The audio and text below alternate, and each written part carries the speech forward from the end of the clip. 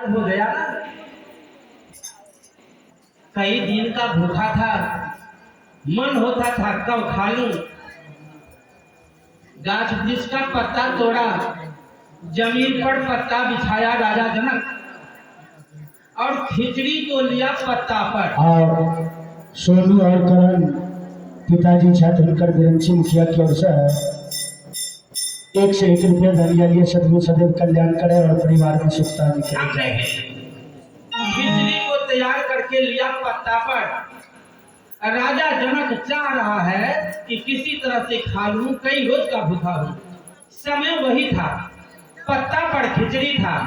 अब राजा जनक खाएगा, तब राजा जनक खाएगा। खाने के पक्ष में था। उस समय में राजा जनक ने क्या देखा?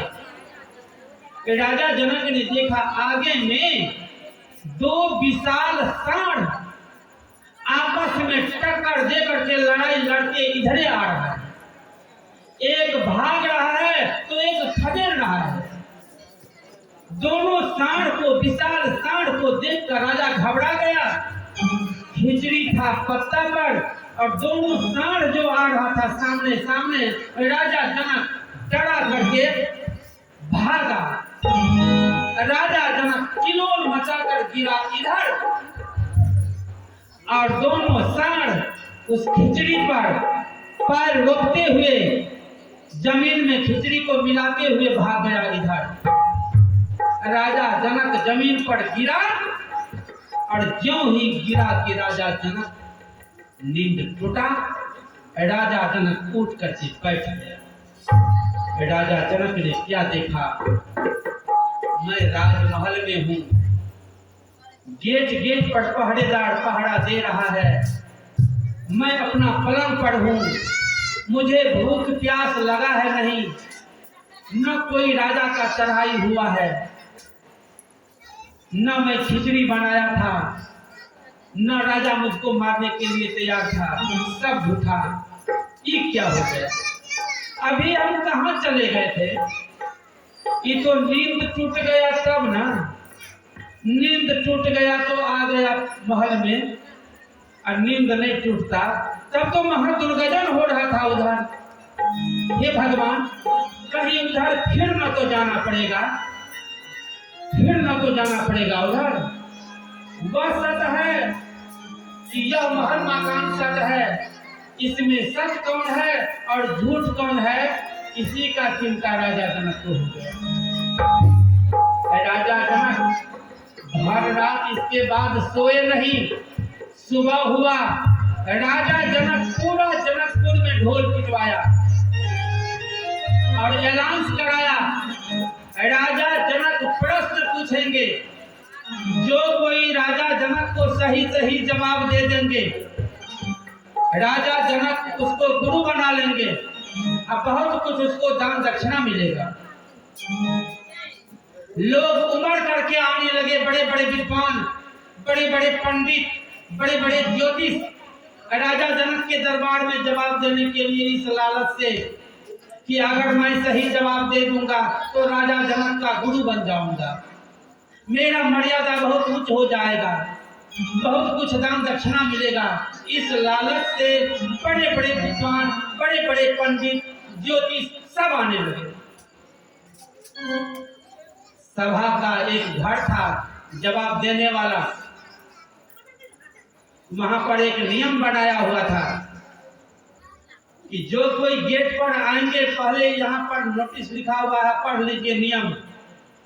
यहाँ पर एक ढोल टंगा हुआ है, आप जितना शास्त्र की जानकारी है उतना बार नगाड़ा में चोट मारिए और इसके बाद अंदर में प्रवेश कीजिए। प्रवेश करने पर अंदर में 2 कुर्सी है, 1 नंबर और 2 नंबर। जो कोई 2 नंबर कुर्सी पर बैठेगा, जवाब देगा, अगर जवाब सही निकला तो राजा जनक उसको गुरु बनाएंगे और बहुत कुछ इनाम देंगे, दक्षिणा देंगे, दान देंगे। और कहीं जवाब गलत हो गया तो उनको जेल भेजेगा। या है 2 नंबर कुर्सी पर बैठकर जवाब देने वाला के लिए जो कोई 1 नंबर कुर्सी पर बैठकर जवाब देगा, जवाब सही निकला तो राजा जनक का गुरु बनेगा, बहुत कुछ दान दक्षिणा इनाम मिलेगा। अगर कहीं जवाब गलत हुआ तो उसको फांसी पर झूलना पड़ेगा। इसीलिए जो विद्वान पंडित आते थे 1 नंबर कुर्सी पर नहीं बैठकर 2 नंबर कुर्सी पर बैठकर जवाब देते थे, यह सोचकर कि अगर जवाब गलत नहीं होगा तो जेले न जाएंगे, बाल बच्चा वहां पर भी आकर के मिलजुल लेगा। 1 नंबर पर बैठेंगे, कहीं जवाब गलत हो गया तब तो फांसी पड़ जाएगा। 1 नंबर कुर्सी पर कोई नहीं बैठ रहा था, 2 नंबर पर बैठ करके जवाब दे रहा था। जवाब देता था राजा जनक को। कोई कहता था, ए राजा साहब क्या है प्रश्न? तो प्रश्न यह है कि सपना सत है कि यह संसार सब कुछ सत है? इसमें सत कौन है और झूठ कौन है? सही जवाब दीजिए। कोई कहते थे राजा साहब सपना झूठे होगा, सपना के चपेट में मत पड़िए, यह संसार जो है ना यही सब कुछ सत है, यही सब कुछ आपको काम देगा, सपना वाला कुछ नहीं काम देगा। राजा जनक सोचता था कहिए तो ऐसा भी कहीं हुआ है? सपना में कोई दशा बाकी नहीं रहा, महाकष्ट उठाना पड़ा, आई तो नींद टूटा इसीलिए मकान काम दिया, इसको हम झूठ कैसे कहेंगे? तो उस आदमी को जेल। जो कहते थे राजा साहब यह जो है ना तो महल मकान राजपाट सब है झूठा और सपने हैं सच्चा, तो कहते थे देखिए यह भी जवाब गलत है।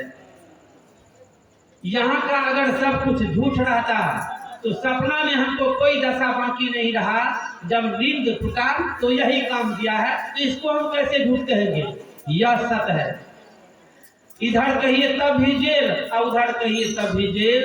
राजा जनक के जेल में तो पंडित सब भर गए, समस्या बढ़ गया, जवाब मिल नहीं रहा था। श्रोतागण, इसी तरह से बहुतों समय बीत गया। वही अष्टावक्र 5 वर्ष का जो लड़का था, वह अष्टावक्र माता से आदेश लेकर के चला है राजा जनक को जवाब देने के लिए, और वह 5 वर्ष का लड़का जिसके बारे में आप पहले सुने थे, वह लड़का आ गए जनकपुर। प्रेम से बोलिए सद्गुरुदेव स्वामी की। राजा का जेल बड़े बड़े विद्वान से, बड़े बड़े ज्योतिष पंडित से भरा हुआ है, सब सजादार है, जवाब किसी का सच नहीं हुआ है। और वहां पर जवाब देने के लिए 5 वर्ष का बच्चा अष्टावक्र आया। राजा जा रहा था सड़क हो करके राज दरबार की तरफ, तब तक अष्टावक्र 5 वर्ष का बच्चा उसके आगे होकर के जा रहा था। लोग सब इशारा दिया बच्चा को, ए लड़का हटो हटो हटो, रास्ता छोड़ो, राजा आ रहा है। यह जो कहा ना, जो रास्ता छोड़ो, पीछे राजा आ रहा है, हटो, रास्ता छोड़ो, रास्ता दो। तो अष्टावक्र जो 5 वर्ष का लड़का था, वह 5 वर्ष का लड़का उलट कर पीछे देखा। तो क्या देखा? राजा जनक का मंत्री सिपाही सब आ रहे हैं। अष्टावक्र ने जवाब दिया, ए राजा, क्या कहते हैं हमको हटने के लिए? हटने के लिए राजा का काम है औरत के सिर पर बोझा ले जाने वाली औरत को, अपाहिज लड़का को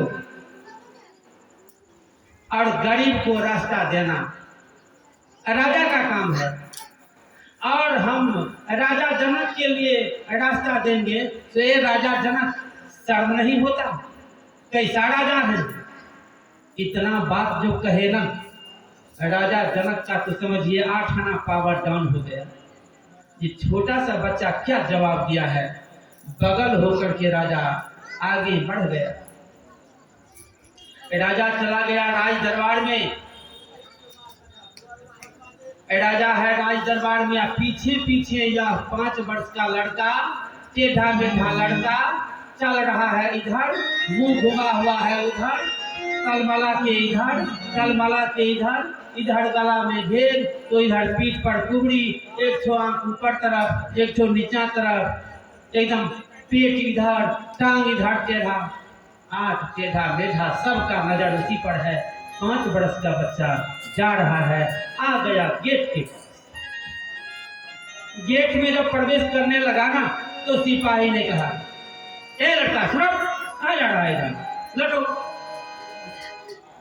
अष्टावक्र ने कहा, मैं जा रहा हूं राजा से मिलने के लिए। सुनो सुनो, तुम छोटा सा बच्चा है, इस हॉल में प्रवेश करता है बड़ा बड़ा विद्वान, बड़ा बड़ा पंडित, बड़ा बड़ा ज्योतिष, और तुम क्या करने के लिए जाएगा?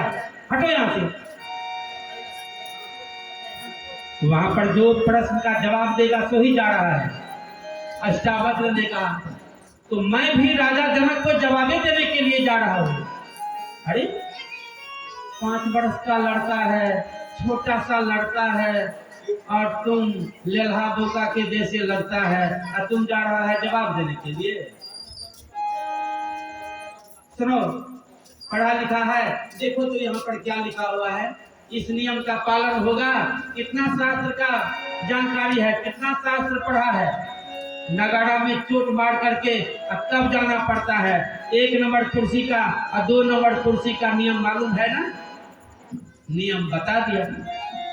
हाँ, हमको सब पता है, कोई बात नहीं है, मैं जाऊंगा जवाब देने के लिए। तो पढ़ा लिखा है, कुछ शास्त्र पुराण को पढ़ा है, जिसको पढ़ा है तो जय शास्त्र पुराण को पढ़ा है उतना बार चोट मारो नगाड़ा में।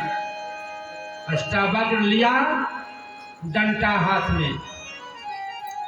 पहले जो विद्वान सब गया था, कोई 1 बार चोट मार कर गया था, कोई 2 बार चाट मार कर गया था, कोई 3 बार, कोई 4 बार। बड़ा बड़ा विद्वान चतुर्वेदी कहने वाले सब। अष्टावक्र जब चोट मारना शुरू किया नगाड़ा पर, तो समझिए पिटते रहा अंधों, भर मन पिटैया कर दिया नगाड़ा पर, दल मदल हो गया। राज दरबार में लोग कहने लगे, अरे लगता है विद्वान तो आज आया है, इतना शास्त्र का ज्ञान जानकारी है, जो नगाड़ा पर अभी तक पिटते हैं, नगाड़ा में चोट मारते हैं। सब सन्नाटा, भर मन नगाड़ा में चोट मारकर, और तब अष्टावक्र प्रवेश किया। ज्यों ही प्रवेश किया अंदर में, तो छोटा सा लड़का, 5 वर्ष का टेढ़ा मेढ़ा लड़का, ज्यों ही बीच में आकर खड़ा हुआ, तो घुमा हुआ है इधर, तो मुड़ी घुमा हुआ है इधर। देख करके सब ठहाका मार के हंस दिया। सब जब भर मन हंस लिया, और जब सब शांत हो गया, तब अष्टावक्र हंसना शुरू किया। अष्टावक्र भर मन हंस लिया। सबने कहा, ए लड़का इतना हंसा है, किसको देख करके हंसा है? अष्टावक्र ने कहा,